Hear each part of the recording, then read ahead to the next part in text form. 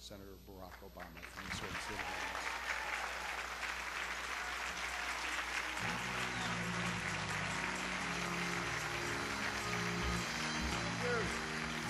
Thank you so much. Thank you, everybody. Thank you.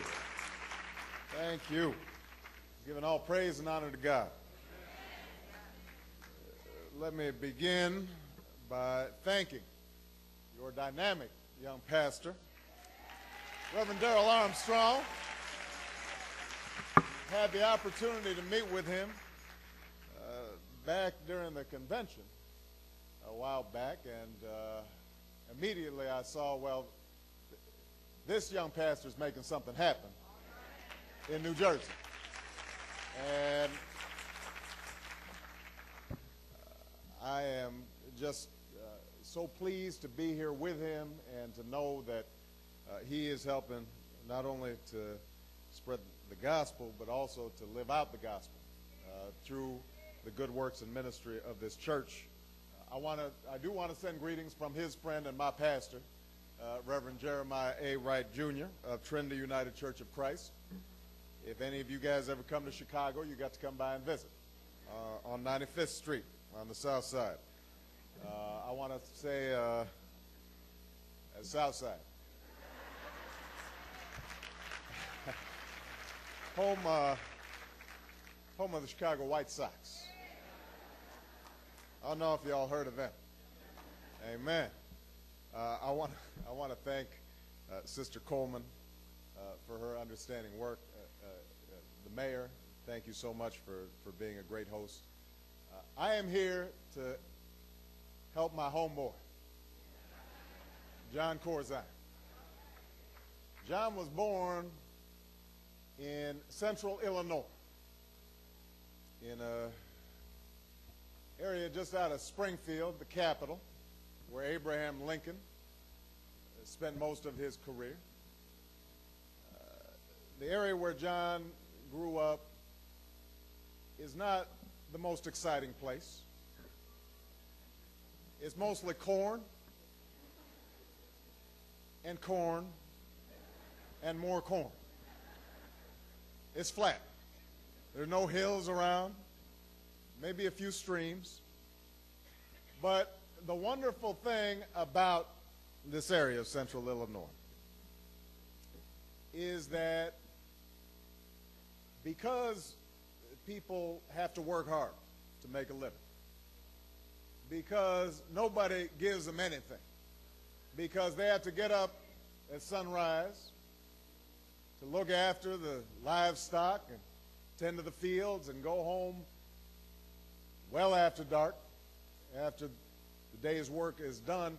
Because of that, there's a tendency in the Midwest generally, but in this area in particular, for people to talk straight, to tell it like it is, to not engage in a lot of bluster and highfalutin talk, but just try to cut to the chase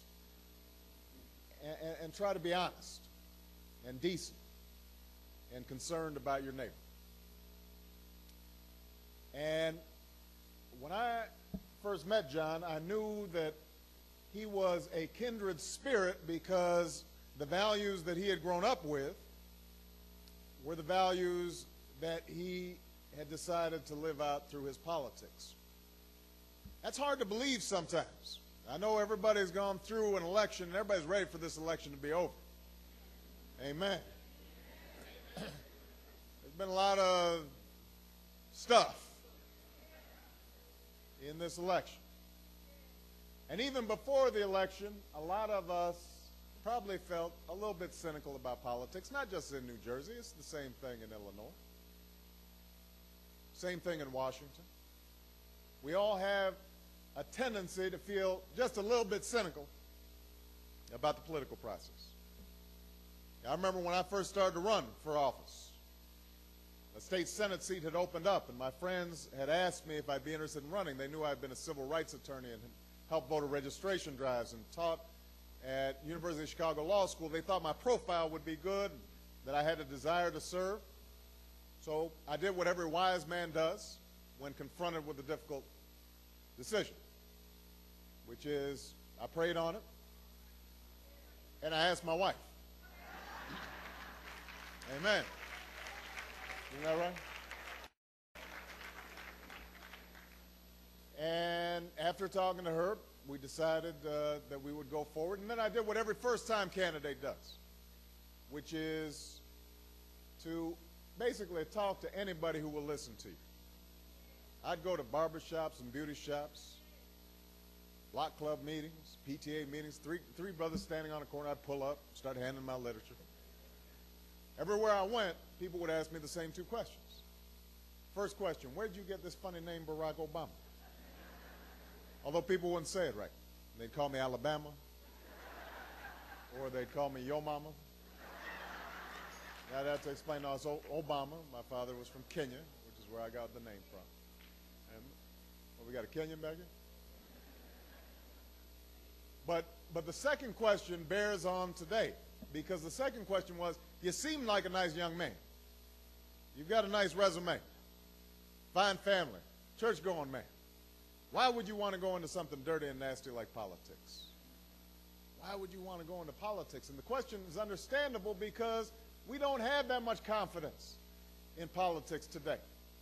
Things have gotten so nasty, so negative, a slash and burn kind of politics that we lose heart. We start feeling that politics is a business instead of a mission.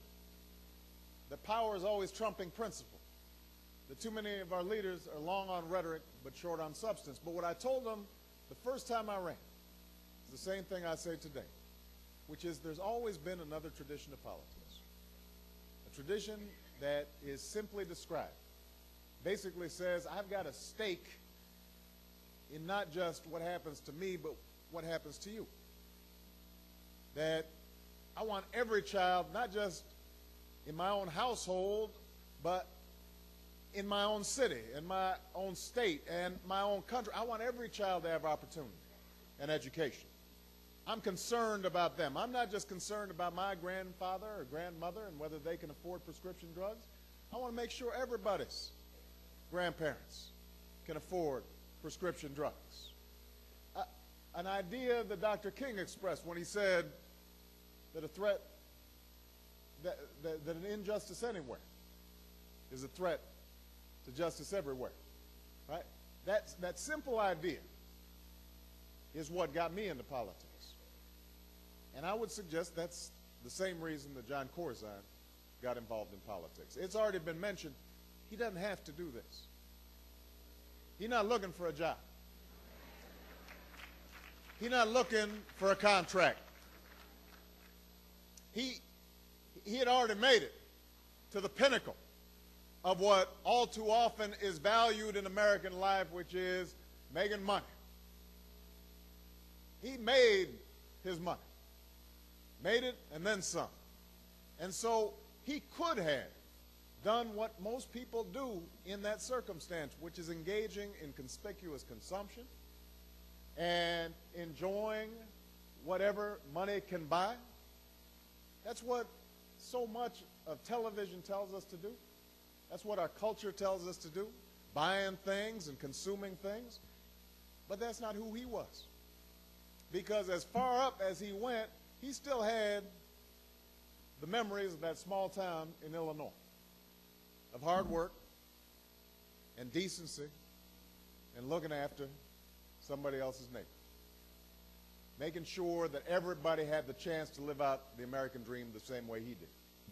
And that's how I got to know him. I got to know him in the United States Senate, where on every single issue that is of importance to the people of this church, he was on the right side.